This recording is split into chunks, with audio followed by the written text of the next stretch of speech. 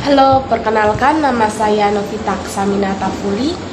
Saya salah satu mahasiswa Poltekkes Kemenkes Kupang, tingkat 1, reguler B. Di sini saya akan menjelaskan tentang sistem reproduksi pada manusia. Sistem reproduksi terbagi atas reproduksi laki-laki dan reproduksi perempuan.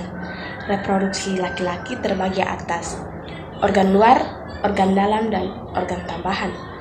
Organ luar pada laki-laki yang pertama penis, yang berfungsi sebagai alat kopulasi atau persetubuhan. Yang kedua skrotum, yang berfungsi sebagai kantong pelindung testis dan menjaga suhu testis.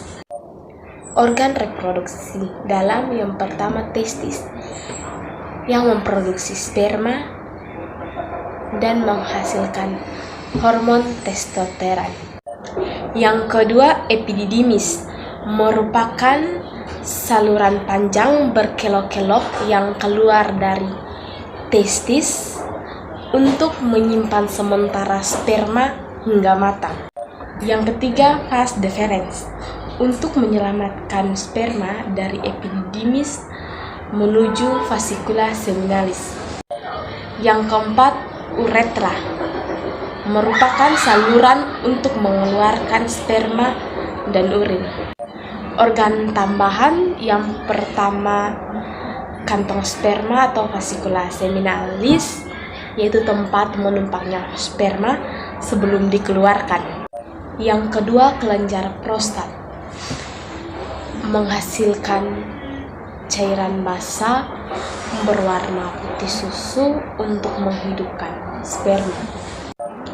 Proses pembentukan sperma, spermatogenesis, yang pertama spermatogonium menuju spermatosis primer, kemudian menuju spermatosis sekunder, dan menuju spermatid, dan akhirnya menuju ke sel sperma. Organ reproduksi perempuan terdiri atas organ luar dan organ dalam.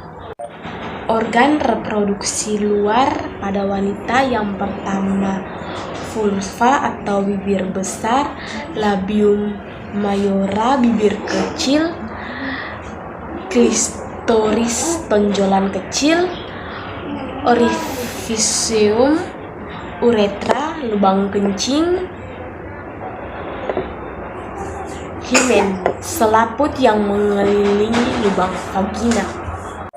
Organ reproduksi dalam yang pertama ovarium, tempat memproduksi ovum. Yang kedua oviduk atau tuba fallopi untuk menyalurkan sel telur. Yang ketiga infundibulum tuba, merupakan ujung ovum yang berfungsi untuk menangkap ovum dari ovarium. Yang keempat uterus, tempat berkembangnya embrio selama kehamilan.